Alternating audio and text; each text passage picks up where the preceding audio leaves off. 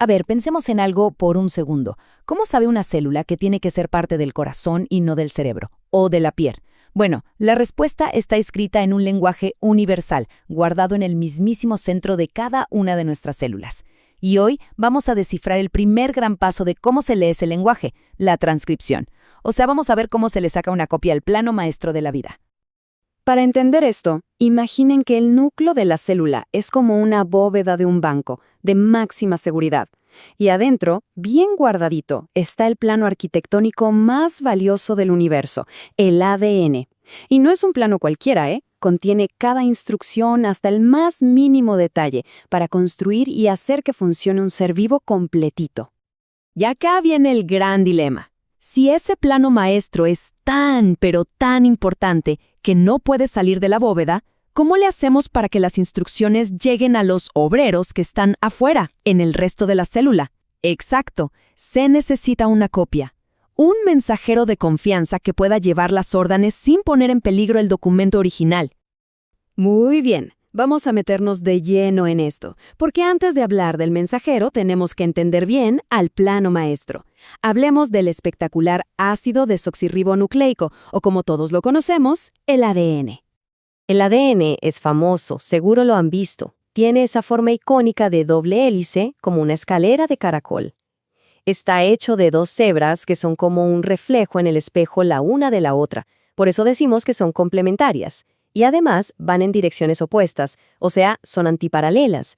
Pero lo más importante de todo es que la secuencia de sus escalones, esas bases nitrogenadas, contiene absolutamente toda la información genética. Es el libro de la vida.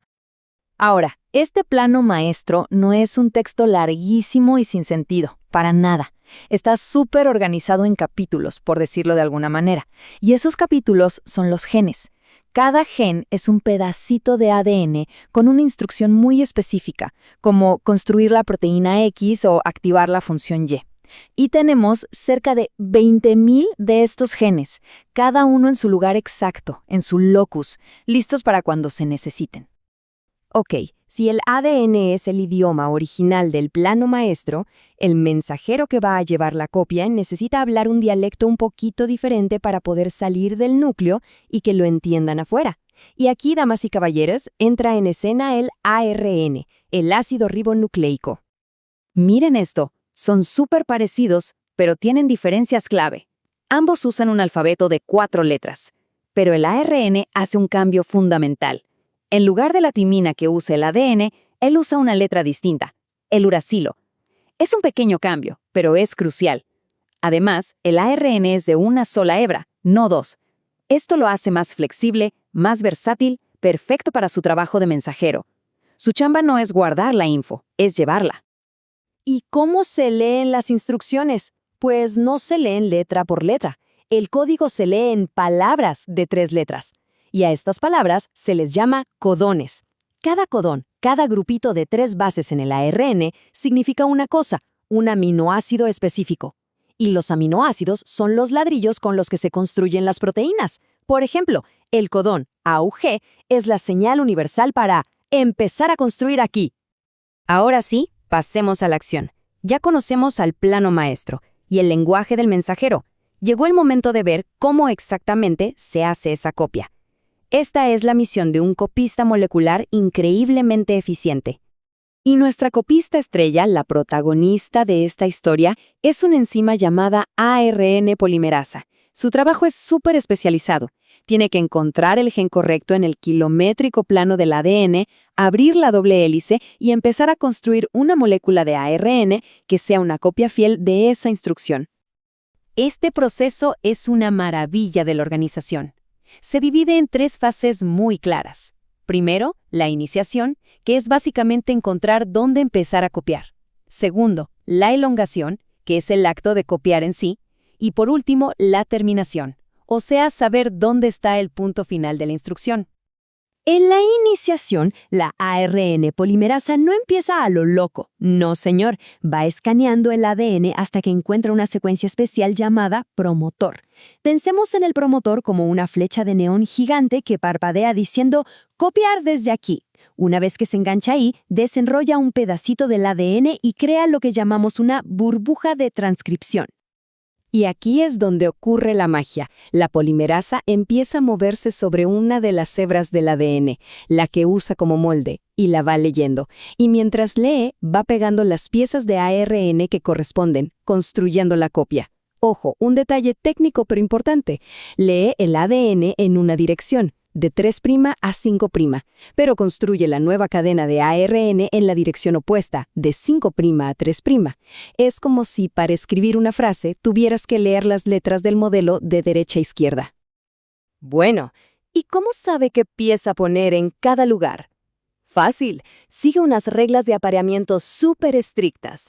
Si en el ADN hay una guanina, ella pone una citosina. Si hay citosina, pone guanina. Si hay timina, pone adenina. Y aquí, atención, viene el cambio del dialecto. Si en el ADN ve una adenina, en la copia de ARN no pone timina, pone uracilo. Esa es la traducción clave al lenguaje del ARN.